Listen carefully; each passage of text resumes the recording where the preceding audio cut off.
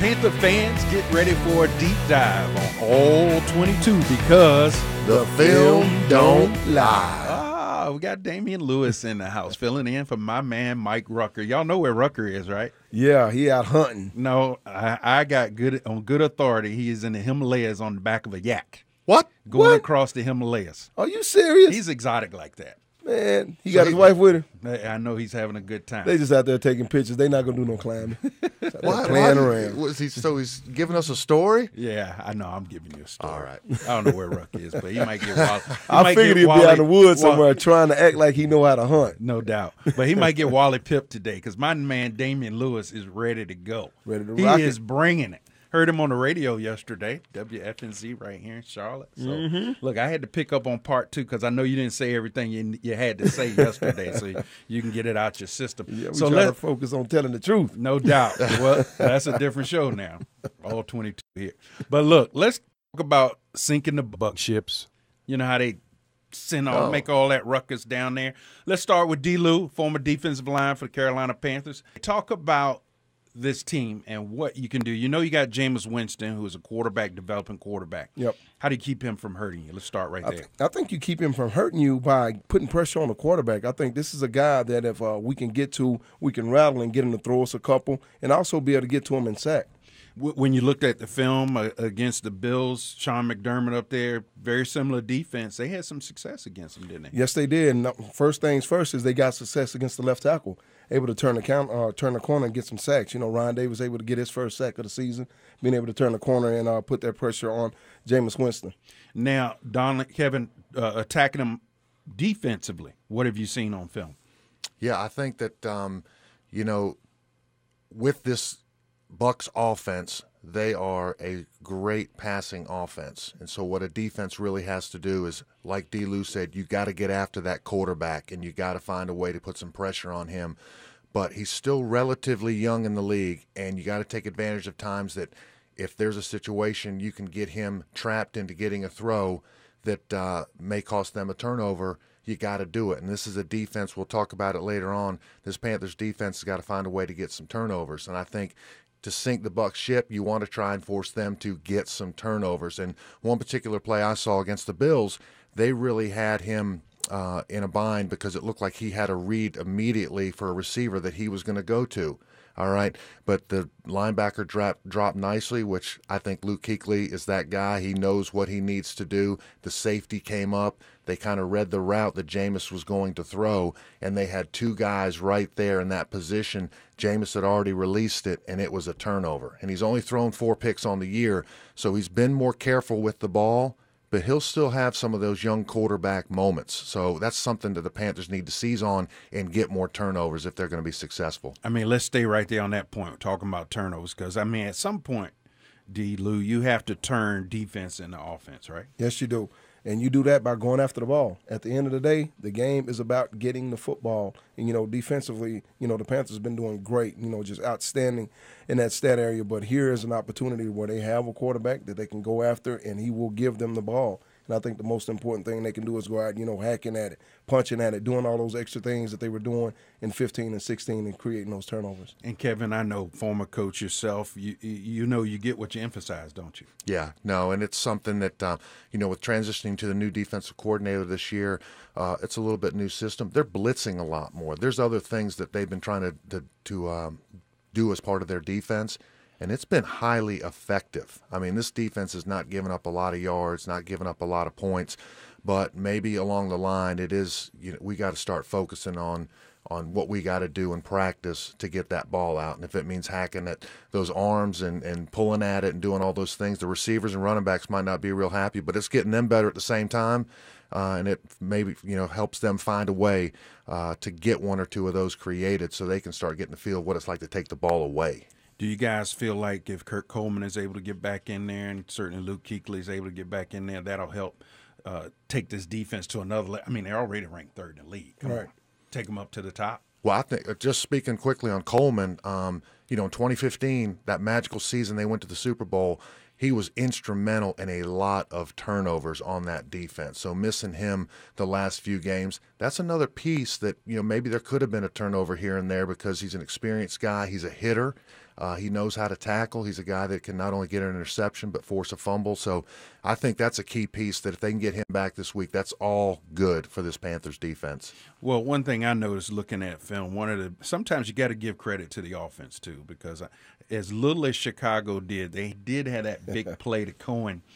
And I talked to Keon Seymour about that yesterday in the locker room, and I said, brother, you just got one, because Cohen, the kid from North Carolina A&T, goes out on the route on this play, and I mean he does a stab and a half where he's running that route vertical, selling it, stabs to the outside, and then breaks back inside, and there's nothing a defender can do, because human nature, you got to play that first move.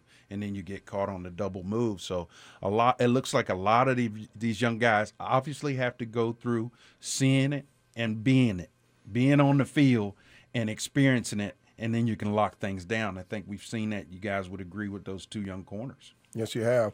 And, I mean, there's nothing like live reps. And, you get out in the game and you get those live reps and you learn. If you make a mistake, you learn from it. If you do something positive, you learn from it. And, it's just one of those things that happen where you end up giving up a big play. But, at the end of the day, you got the guy down and they rattled it around and, and held Chicago to a field goal. So you get a win in that aspect as well. I'm going to pick it up right there, because the reason they held them down is the ageless wonder, Julius Peppers. D-Lou, you know this guy's game. Tell me what you saw from him in a limited sample, but he's making more effective plays. Yeah, I mean, he's not playing as many snaps as he's accustomed to over the years, but, here he is. He's 37 years old, and that's an accomplishment within itself.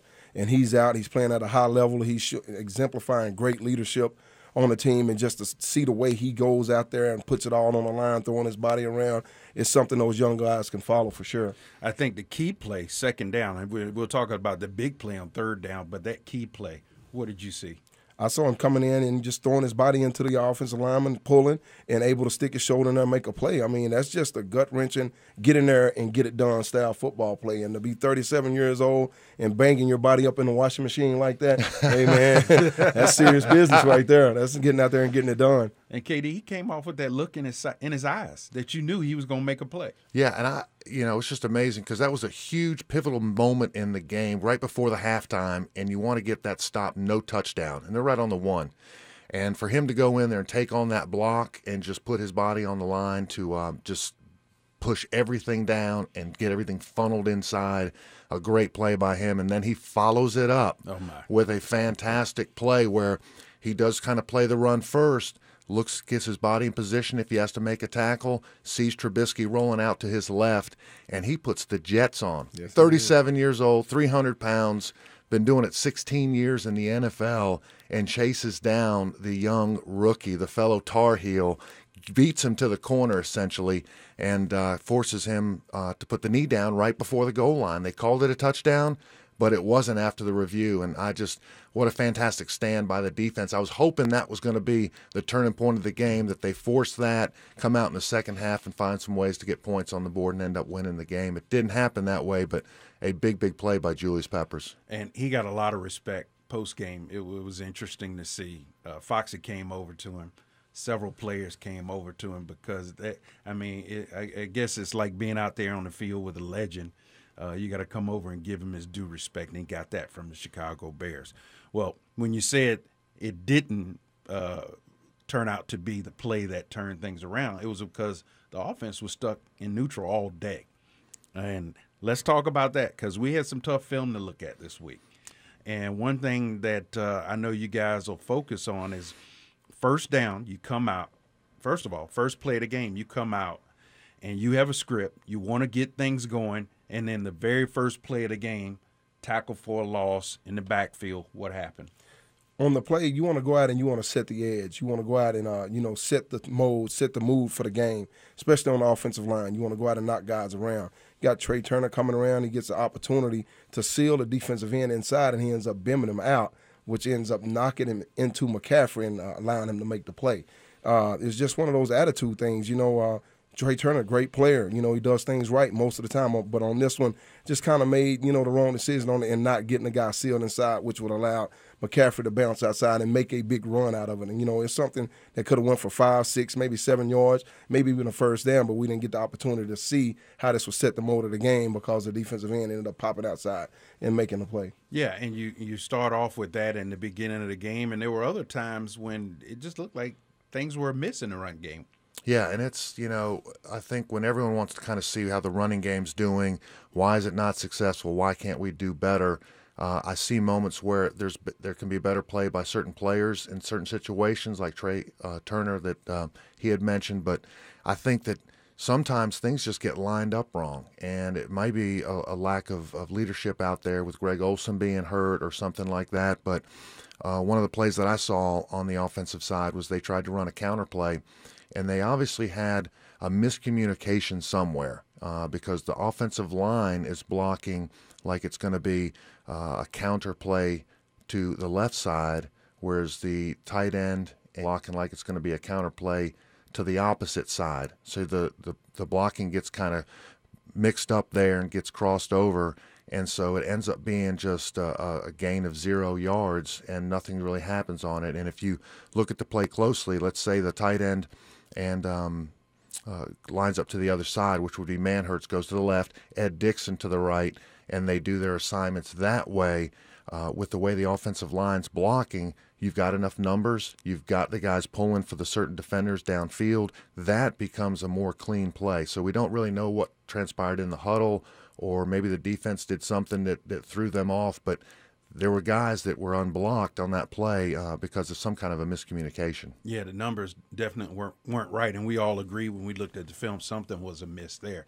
Now, that being said, there were sprinklings of when the run game worked right, and one of the plays that I looked at, Jonathan Stewart comes in the second quarter, and it's funny because sometimes when things go right, go back to the traditional stuff, and they lined up with a fullback and ran power.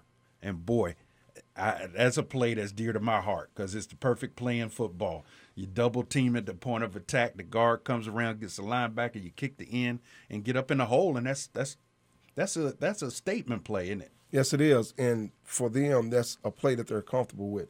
And, and Jonathan is a big guy, able to break tackles and things like that and just get him going downhill and getting into the flow of the game. And, the offensive line executed that play well.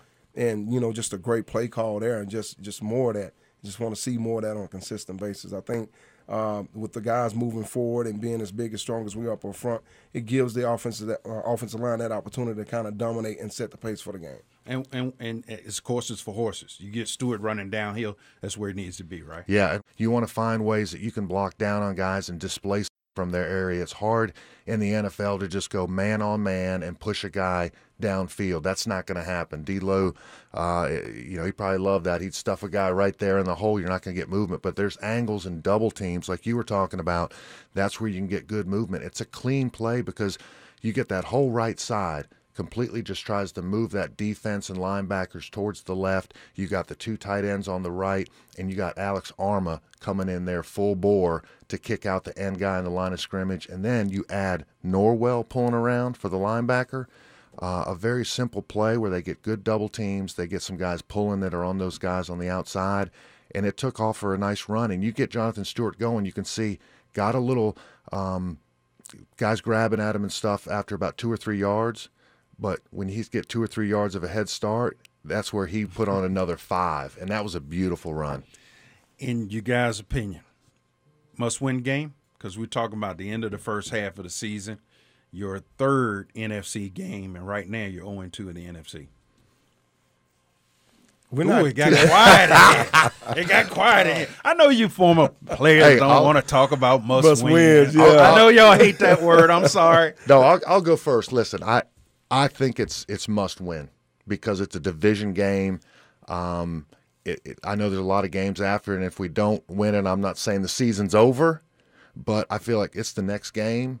They're coming off 2 disappointing losses, and they want to get back on the winning tide. And I think what's great is this could let them go. I think they've won 3 road games this year. If they could get a 4th road game, that's a strong team. That's a strong team that can go on the road and get something done like that. But I don't like the Bucs. I want them taken down. So, D-Lou, you tell me. Wait a minute, D-Lou. I didn't mean to put words in your mouth because that's not sanitary, but you got to agree. It's a critical situation. It is. It's a divisional game. All divisional games are critical, and this gives them opportunity, to have, a 1-1, split right now in a division and puts them in a better position of winning a division. At the end of the day, when you look at it all, you want to make sure that you're winning a division. And it's a road game. It's more important to win on the road in a division because that gives you that added extra bonus going into the rest of the season. And it's the Bucs. Who likes the Bucs? Nobody. Muffle the cannons. You know what I'm saying? So I Sink think, the ship. it's a huge game. It's a huge game for them. It's a get back on track game. You want to get the running game going. It's a get back on track game for the defense to get turnovers. That's the one area that they've been lacking in. So this is that game where you want to get all 4 cylinders running, turnovers, big plays, all that fun stuff on defense, and running the ball up and down Tampa Bay's throat on offense. All right. Well, we finally got him on record. Getting after the Bucs, man. Thanks for hanging out with us, brother. I appreciate you guys having me. We are out of time. And remember, Panther fans, if it happens on the field, we will talk about it on All-22 because the film don't lie. All right, doing that good. We'll see you next time.